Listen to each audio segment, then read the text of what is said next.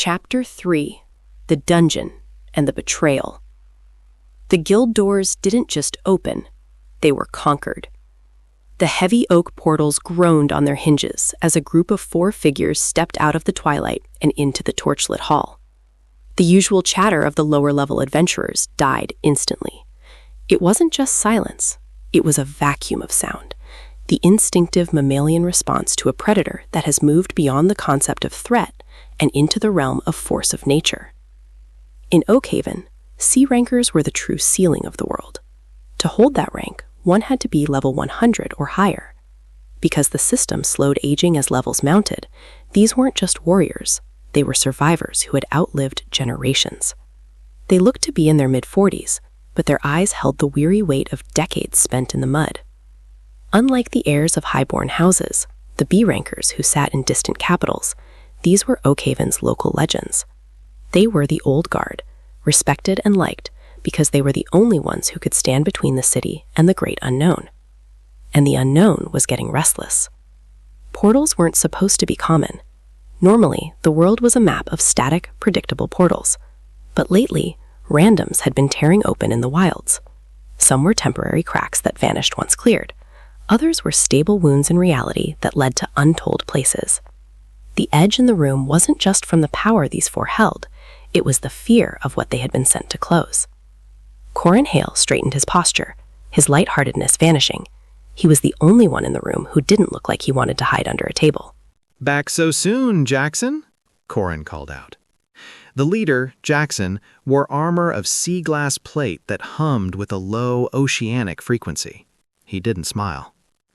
"The rift near the West Fork was a random. Took 3 days to find the core and collapse the anchor. It's the 3rd one this month, Corin." A murmur of genuine anxiety rippled through the hall. If the old guard was worried, the rest of them should be terrified. This group was the Shield. The only other C-rankers in the region were the City Lord's children, a trio of high-level scions who were feared rather than respected, known more for their cruelty than their service. As Jackson's team moved toward the high-stakes lounge, Ilara felt a presence at her shoulder. Sarah Cade hadn't moved from her pillar, but her smirk had turned into something sharper, hungrier. Sarah was the daughter of House Cade, the merchant titans who controlled the local trade district. In this world, the path of the warrior, strength and agility, was usually reserved for houses that specialized in martial legacies. But for a merchant family, magic was the ultimate investment. Sarah was a mage, trained from birth in the delicate art of mana manipulation. While Ilara had spent her childhood sharpening rusted daggers and learning to run without making a sound, Sarah had been surrounded by expensive mana crystals and tutors who taught her how to rewrite the air itself. Her robes were of the finest silk, woven with silver thread that acted as a natural conductor for her spells. Their relationship was a collision of opposites. They had met years ago during a forest cull where Sarah had tried to pull rank to claim Ilara's kill.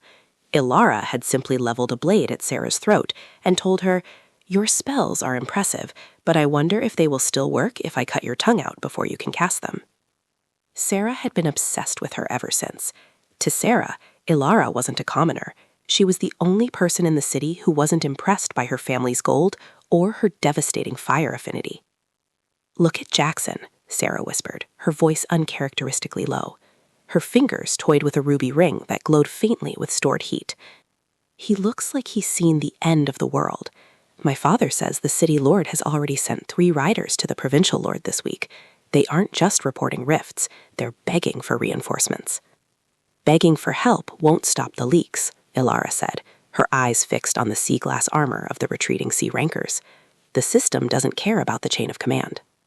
"No, but the provincial lord does," Sarah said, her smile returning. "If he sends a C-rank legion to secure Oakhaven, my father's trade routes will be seized for military necessity. The high houses are scared, Ilara. They see these portals and they don't see adventure. They see an unpredictable variable they can't tax. But imagine it, stepping through a door and finding a world where the mana is so thick you can taste it." The morning sun hung low and pale over the western horizon as Ilara cleared the final ridge. The 3-hour trek from Oakhaven hadn't been a sprint, but a steady, calculated burn. Usually, the road to the proving grounds was a showcase of noble privilege, carriages with cushioned springs and mounted escorts carrying the heirs of the trade district to their safe combat lessons. Today, the road was empty. Ilara adjusted the strap of her pack, her fingers brushing against the worn hilt of her dagger. Her palms were damp, a physical betrayal she couldn't quite master. Deep breaths. Steady the pulse. Keep the feet light. She had spent nearly 20 years preparing for this. Every night spent tracking the movement of shadows in the tree line, every scar earned learning the reach of a blade, and every scrap of silver she'd hoarded for better steel. It was all just the foundation for this specific moment. If she failed today, she wouldn't just be an E-rank failure. She'd be another commoner who tried to build a ladder to the sky, only to have it collapse under her. The layout is simple, she told herself, though the voice in her head felt thinner than usual. Level 50 stats. Optimized agility. You know how to read a room. You know where the cracks are. But the system didn't account for the cold knot in her stomach. It didn't account for the way the air felt too heavy as she approached the ravine. The howling cleft had changed. The natural stone archway that served as the dungeon's mouth was now choked by a makeshift wall of heavy timber and reinforced iron plates. It looked less like a training ground and more like a fortress meant to keep something contained. A squad of 8 guards stood at the bottleneck. They weren't the ceremonial lions of the city lord's manor. They were grizzled veterans in dented plate, their eyes red-rimmed from lack of sleep. They didn't look like they were guarding a treasure. They looked like they were holding back a flood. One man sat on a crate near the iron gate, slowly drawing a whetstone across a massive broadsword. He wore a blackened breastplate and a cloak of heavy fur. He didn't look up as Ilara approached, but his posture shifted, a silent acknowledgement of the weight she carried. He had that same anchored stillness as the guardian back at the guild, a man who had reached the level 50 peak and chosen to become a permanent fixture of the landscape. "Halt," one of the younger guards said, stepping forward. He didn't level his spear, but his hand was white knuckles on the shaft. Ilara didn't trust her voice to be steady, so she reached into her belt pouch and pulled out the vellum slip. She held it out, her hand as still as she could force it to be. The man with the broadsword stood up. He walked over, took the slip, and scanned it.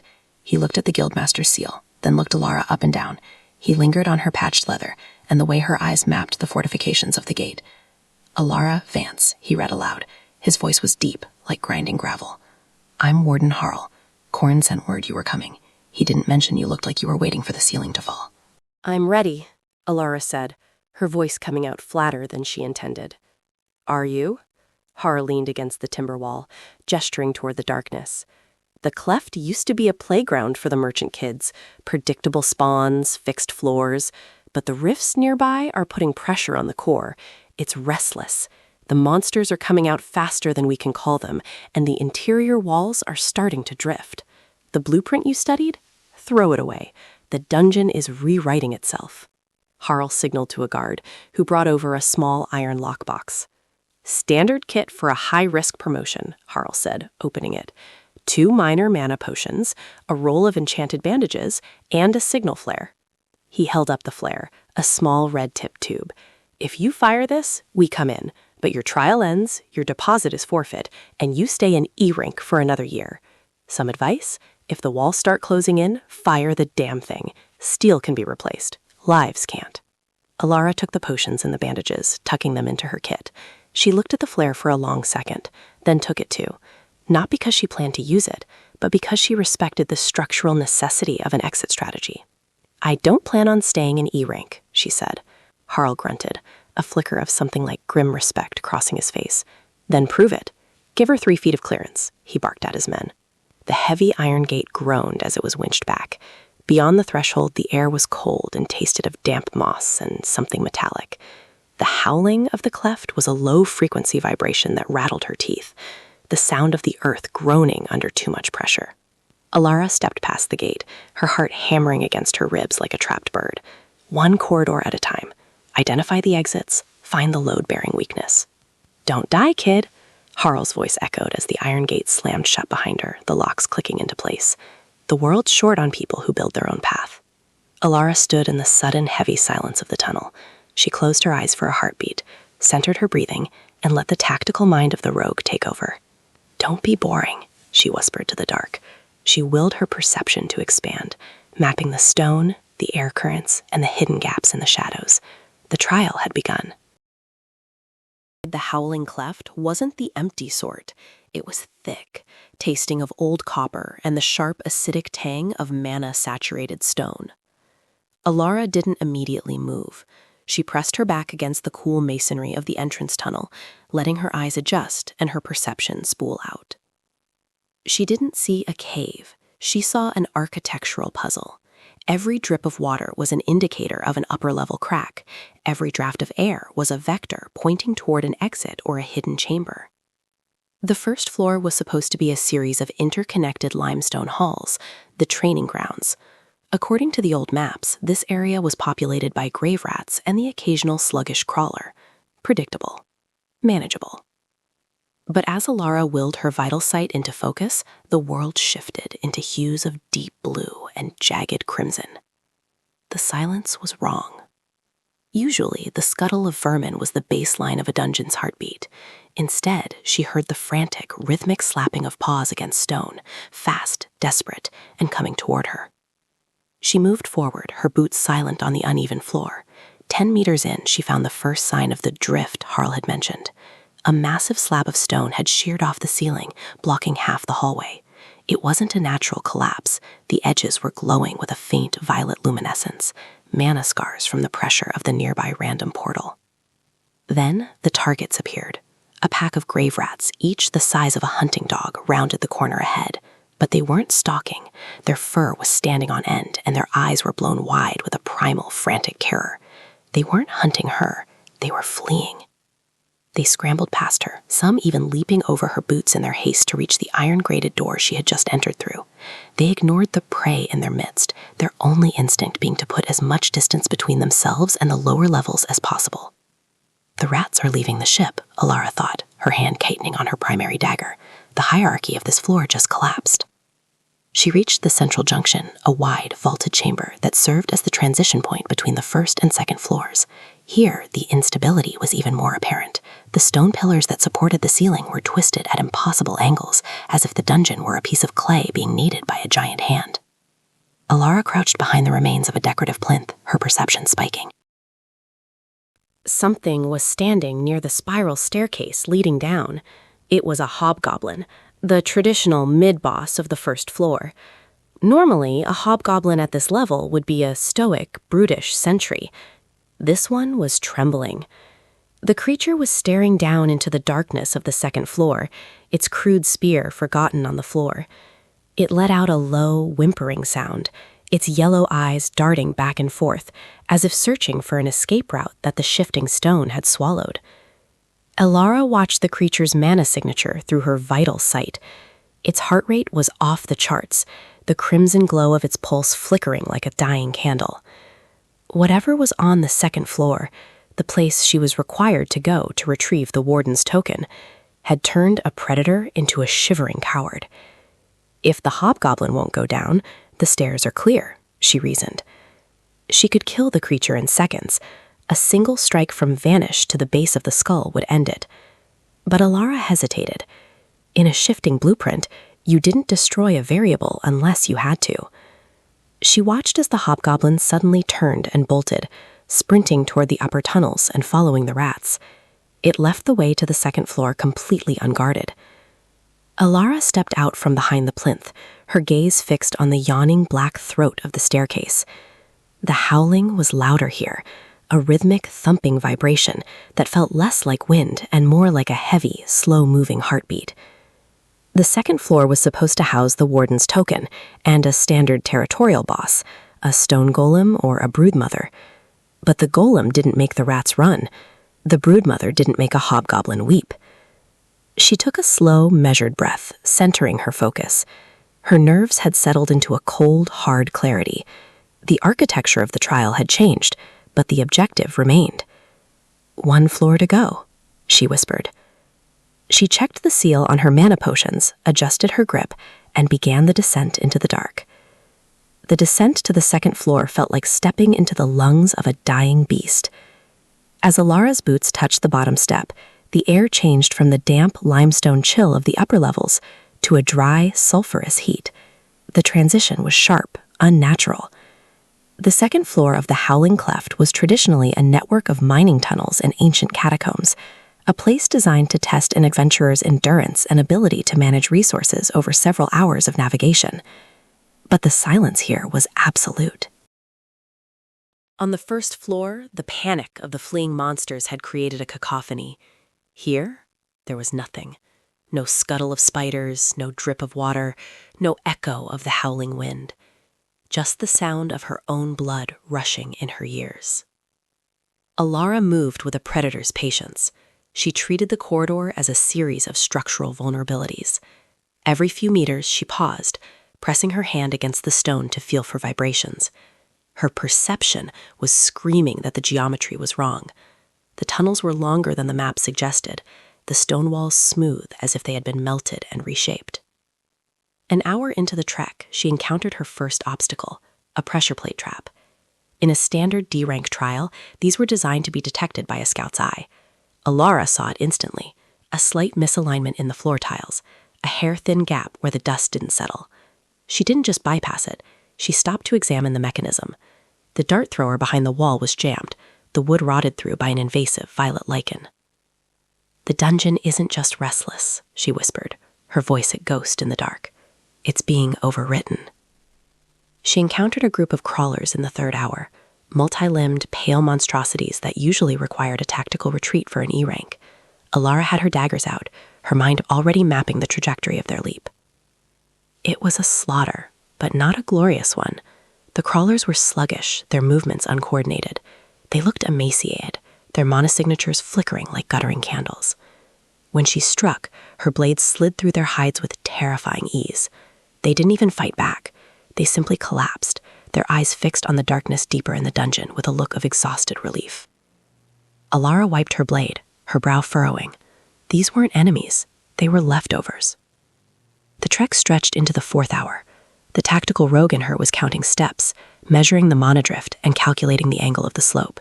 She was deep, deeper than the cleft should technically go. The walls were no longer limestone. They were becoming a dark, obsidian-like glass that hummed with a low, dissonant frequency. Her nerves, which had been a tight knot at the entrance, had shifted into a cold, vibrating suspicion. The ease of the floor was an insult. It was the silence of a tomb that had already been looted, or a larder that had been picked clean. Then, the smell hit her. It wasn't the rot of monsters. It was the metallic, heavy scent of human blood, and the distinct, ozone-sharp tang of guild-issued man-awards. She rounded a sharp, glass-edged corner and stopped. Her vital sight flared, but it didn't find heat. It found the fading, blue outlines of cooling corpses. There were 3 of them.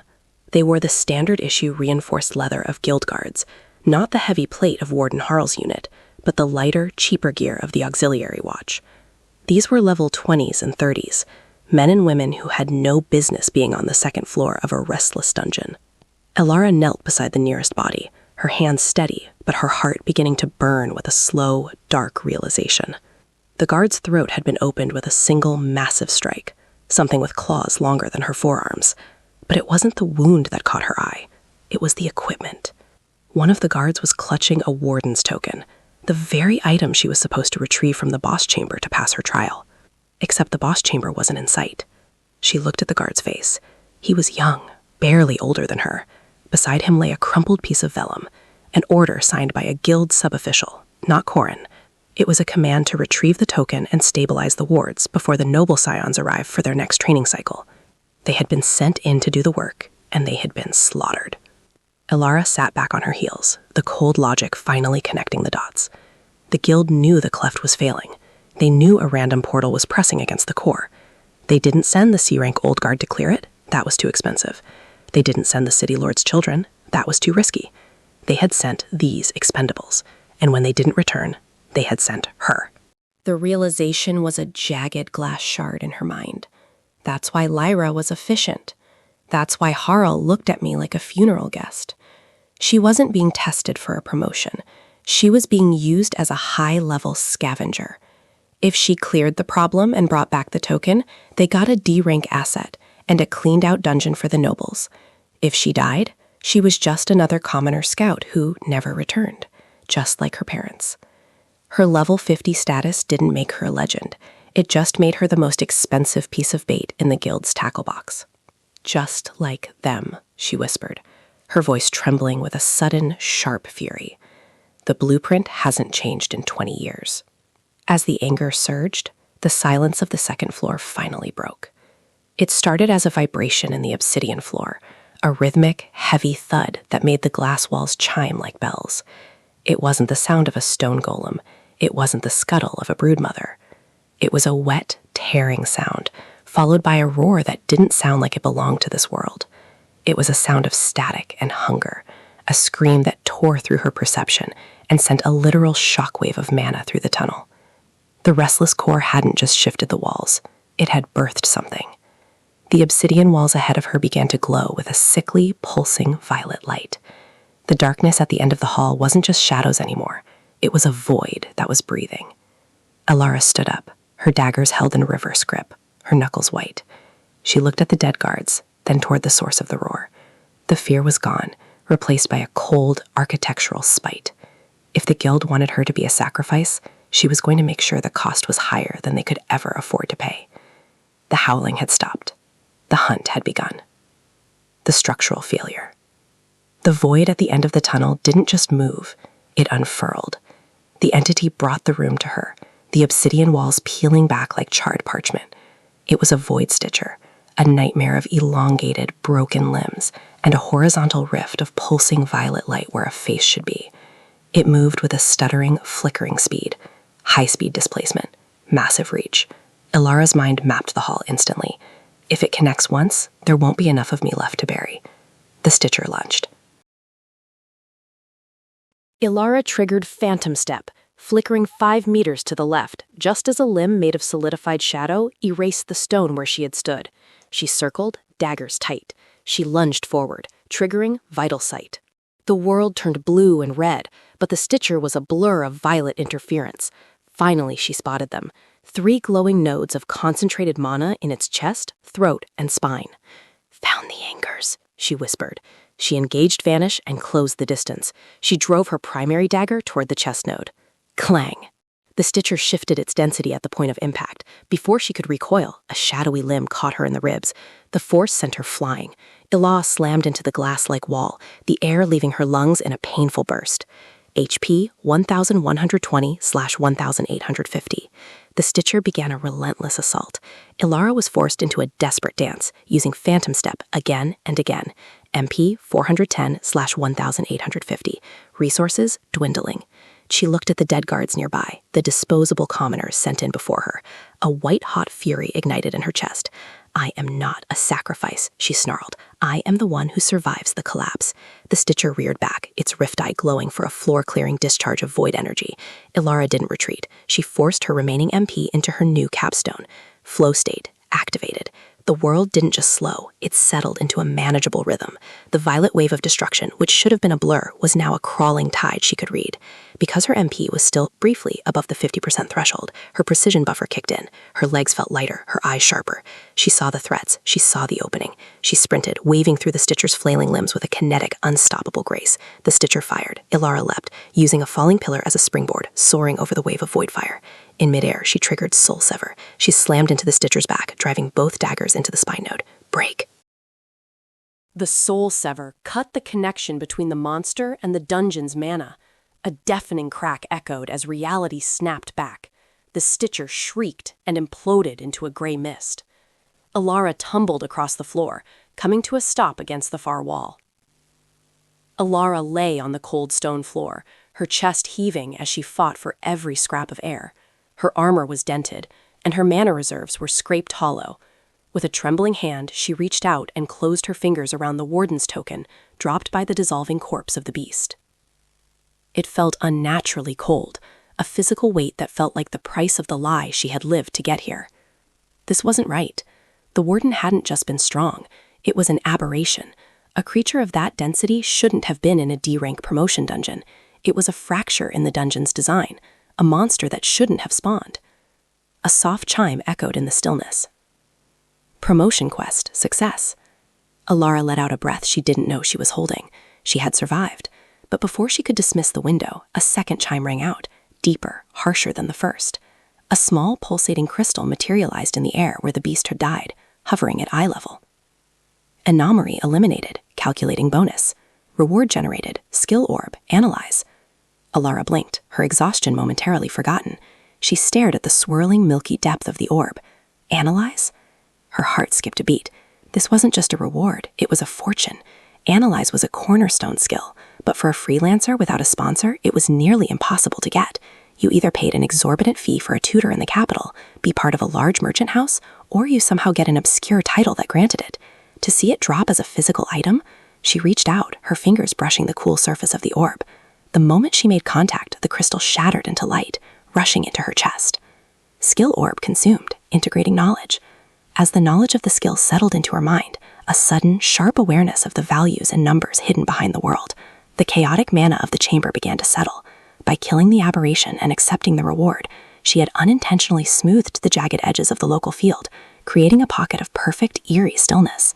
Then, the gold text turned a bruised, flickering violet. Alert, local environment stabilized. Hidden requirement met, data integrity sync. What? Alara whispered, pushing herself up. Sync? The screen began to fail. The neat rows of her stats and the fresh data from her new analyze skill began to liquefy, dissolving into shimmering geometric static. The letters of her name, Alara Thorn, danced and broke apart, rearranging themselves into strings of nonsensical runes she couldn't read. System override, initiating transfer to sublayer, the Nexus. No, Alara said, scrambling backwards, her boots scraping on the stone.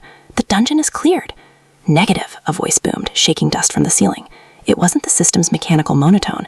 It was vast, resonant, and sounded like it was vibrating inside her teeth. Trial commencing, the voice replied.